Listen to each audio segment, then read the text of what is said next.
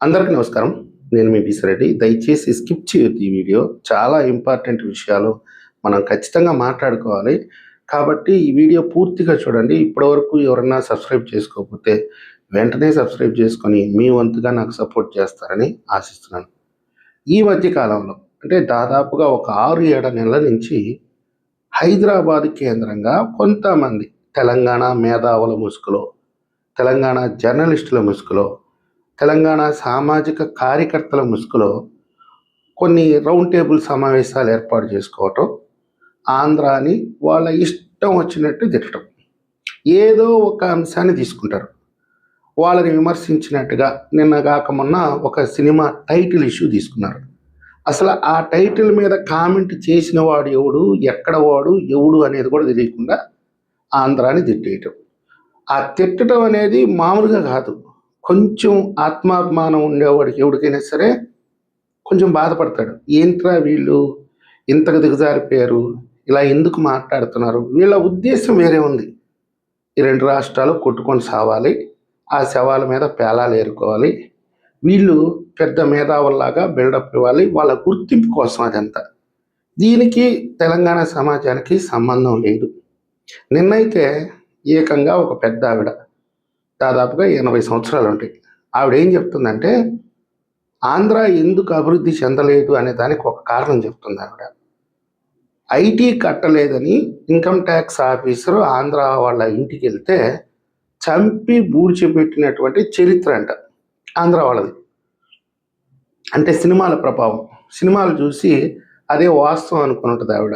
సరే, ఆవిడ వయసు కన్నా మనం గౌరవించాలి కాబట్టి ఆవిడ గురించి ఎక్కువ మాట్లాడటం కూడా వ్యర్థం. మీకు ఈ సందర్భంగా ఒక విషయాన్ని చెప్తాను. నారా చంద్రబాబు నాయుడు గారు ఆంధ్రప్రదేశ్లో ఉండేటటువంటి ఆయన దృష్టికి వచ్చినటువంటి కొంతమంది ఇన్ఫ్లుయెన్సర్స్ని, మీడియా ప్రతినిధులని, సామాజిక కార్యకర్తలని పిలిపించుకొని ఒక చిన్న సమావేశం నిర్వహించాడు దాదాపుగా 1.5 సంవత్సరం క్రితం. అందులో నేను భాగస్వామ్యం కావడం అనేది నాకు చాలా గొప్ప గౌరవం. మేము అక్కడికి వెళ్ళినప్పుడు ఆయన స్పష్టంగా చెప్పింది ఏంటంటే, దేశంలో నెంబర్ 1లో తెలంగాణ అన్న ఉండాలి, లేదా ఆంధ్ర అన్న ఉండాలి. ఒక 20 సంవత్సరాల తర్వాత దేశంలో హైదరాబాద్ అన్న నెంబర్ 1 ప్లేస్లో ఉండాలి, లేదా అమరావతి అన్న నెంబర్ 1 ప్లేస్లో ఉండాలి. అంటే 1 or 2 ప్లేసెస్ అనేది తెలంగాణ కానీ ఆంధ్ర కానీ ఉండాలి. ఆ తర్వాత ఆయన హైదరాబాద్లో కొన్ని భూ కబ్జాలకు సంబంధించి అవన్నీ మాతో చెప్పాడు. మాకు కూడా చాలా సంతోషం వేసింది. మేము పక్కా ఆంధ్రావాదులం కాబట్టి ముఖ్యమంత్రి గారు ఆ విధంగా మాట్లాడటం కొంతమందికి రుచించకపోయినా, ఒక పెద్ద ఆయన 2 రాష్ట్రాలకి సంబంధించి ఉమ్మడి ముఖ్యమంత్రిగా పనిచేశాడు కాబట్టి ఆయన అభిప్రాయాన్ని మేము కూడా ఏకీభవిస్తూ మా సూచనలు సలహాలు కూడా ఇచ్చి బయటకు వచ్చేసాం. ఆ తర్వాతే ఆయన ఈరోజు ఏ పర్యటనకి వెళ్ళినా ఇన్ఫ్లుయెన్సర్స్ని పిలిపించుకోవటం, మాట్లాడటం, వాళ్ళ అభిప్రాయాలు తీసుకోవటం, అందుకు అనుగుణంగా పరిపాలన. ఈ విషయాన్ని పక్కన పెడితే 2 సంవత్సరాల కాలంలో, అంటే ఈ 2 సంవత్సరాల కాలంలో భారతదేశంలో దక్షిణాది రాష్ట్రాల్లో పెట్టుబడులు సాధించడంలో ఆంధ్రప్రదేశ్ నెంబర్ 1 ప్లేస్కి వచ్చింది. Number 1 place. ఈరోజు నెలకి 25,000 కోట్ల రూపాయలు పెట్టుబడులు వస్తున్నాయి ఒక నెలకి, ఏదో ఒక రకంగా. వీటిల్లో దాదాపుగా 60% పెట్టుబడులు ఇతర రాష్ట్రాలతో 2 సంవత్సరాల క్రితం ఒప్పందాలు కుదుర్చుకున్నటువంటి ప్రాజెక్టులు. తమిళనాడుతో కానీ, కేరళతో కానీ, కర్ణాటకతో కానీ ఇలా వీళ్ళు ఒప్పందాలు కుదుర్చుకొని ఆ ప్రభుత్వాలు సరిగా స్పందించకపోతే ఆ 2 సంవత్సరాలు వాళ్ళతో పోరాటం చేసి ఇంకొద్దులే, మేము ఇక్కడ పెట్టలేము పెట్టుబడులు, ఏదో ఆంధ్రప్రదేశ్లో కొత్త ప్రభుత్వం వచ్చింది వాళ్ళతో ఒకసారి మాట్లాడతామని చెప్పి మాట్లాడటంతో వీళ్ళు రెడ్ కార్పెట్ వేసి ఆహ్వానించడం, ఏమంటే ఆ పెట్టుబడులన్నీ ఆంధ్రాకి వస్తున్నాయి. చాలా కంపెనీలు వస్తున్నాయి, అవన్నీ చెప్తాను తర్వాత వేరే ఒక వీడియోలో చెప్తాను.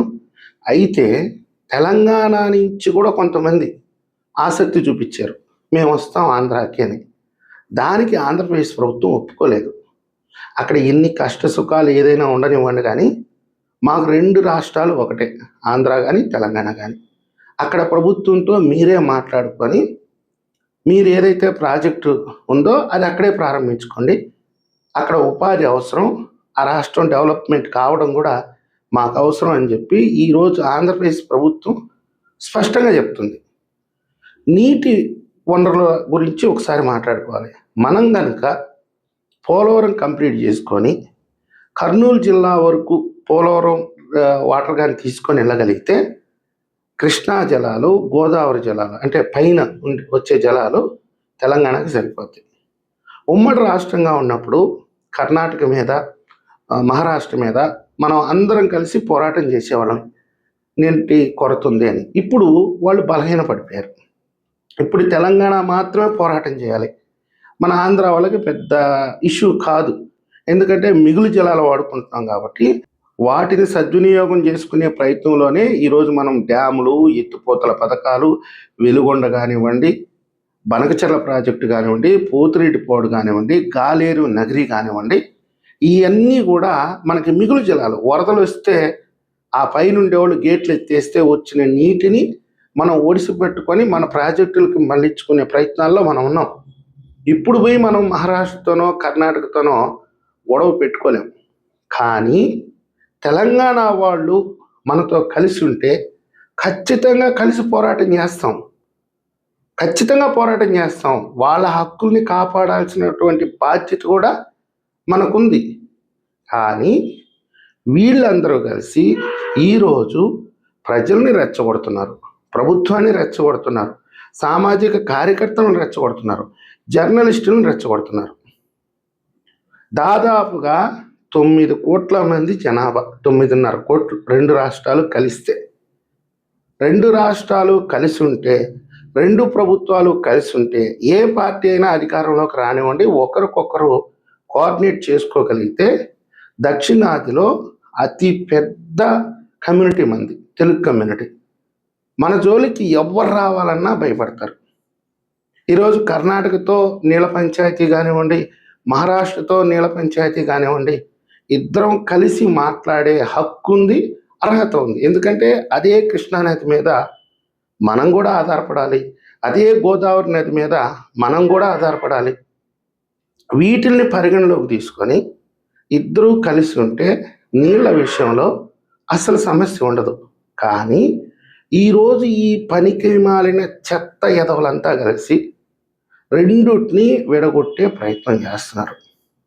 నేను ఇందాక చెప్పినట్టుగా ఈ గ్యాంగ్ అంతా, గ్యాంగ్ అని అనాలి నన్ను, ఈ చెత్త గ్యాంగ్ అంతా కలిసి ఆంధ్రాకి ఎందుకు పెట్టుబడులు వస్తున్నాయి, మన తెలంగాణకి ఎందుకు పెట్టుబడులు రావట్లేదు, ఆంధ్ర వాళ్ళు నీళ్ళ గురించి ఎందుకు పోరాటం చేయట్లేదు, మనం ఎందుకు ఈరోజు మన భూముల్ని ఎండగట్టుకుంటున్నాం, ఆంధ్ర వాళ్ళతో కలిసి ఉంటే మనకు వచ్చే ప్రయోజనం ఏంది, విడిపోతే ఈరోజు ఏం జరుగుతుంది.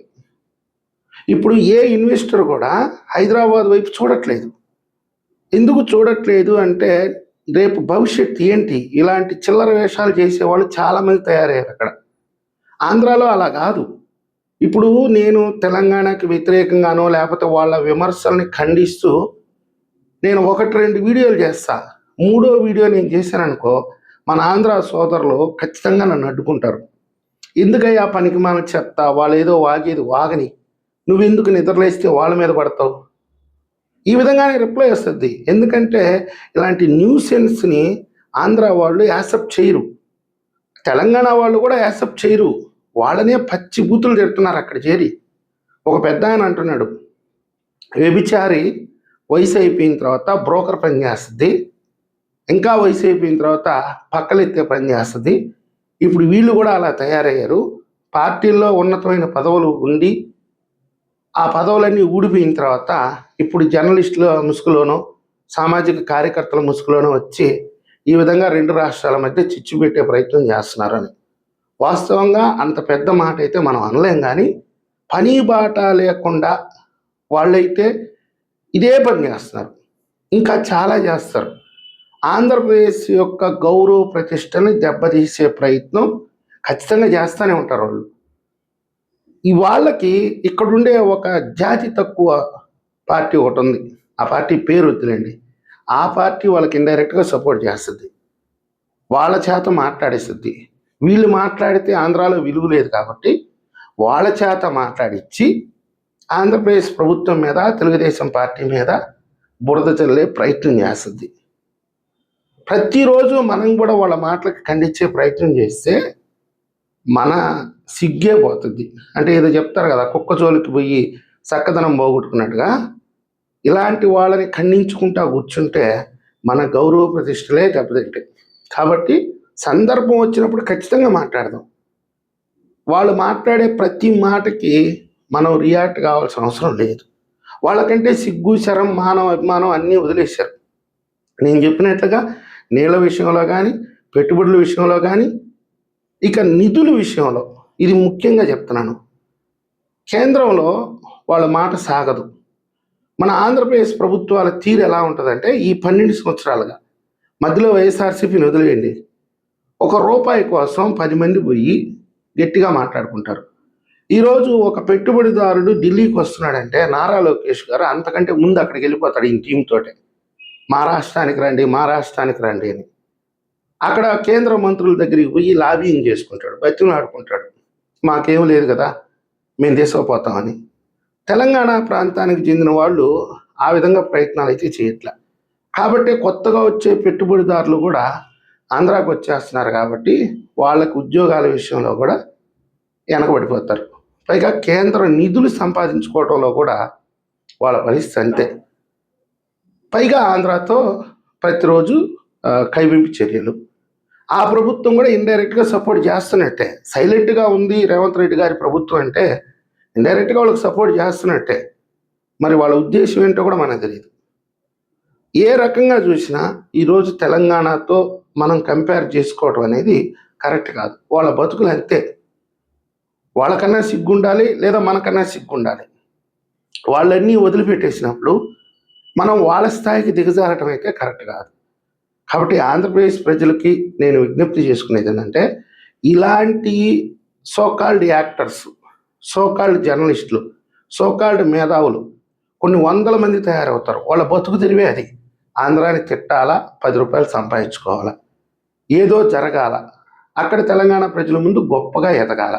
కానీ తెలంగాణ ప్రజలకు తెలుసు వీళ్ళు ఎంత నీచ నికృష్టులు అని. వీళ్ళేమి పీకలేరు, వీళ్ళేమి సాధించలేకే ఈరోజు తెలంగాణ వెనకబడిపోతుంది అనేది తెలంగాణ ప్రజల్లో కూడా ఆందోళన ఉంది. కాబట్టి ఆంధ్రప్రదేశ్ ప్రజలు దయచేసి ఇలాంటి వాళ్ళ పట్ల కొంచెం అప్రమత్తంగా ఉండండి. ఎక్కడ కూడా ఇరిటేట్ కావద్దు. ఏదో వాళ్ళు అంటున్నారు కదా అని చెప్పి మనం తిరగబడి మాట్లాడదాం. ఇలాంటివి చేస్తే మాత్రం మన గౌరవ ప్రతిష్టలే దెబ్బతింటాయి. మనం గొప్పగా ఉన్నాం, హుందాగా ఉన్నాం. మనం మనస్ఫూర్తిగా వాళ్ళ అభివృద్ధిని ఆకాంక్షిద్దాం. వాళ్ళు నాశనాన్ని కోరుకోవచ్చు, మనం మటుకు అభివృద్ధిని ఆకాంక్షిద్దాం. మీ అభిప్రాయాన్ని కూడా కామెంట్ రూపంలో తెలియజేయండి. ఈ వీడియో మీకు నచ్చినట్లయితే లైక్ చేయండి, సబ్స్క్రైబ్ చేయండి. ధన్యవాదాలు.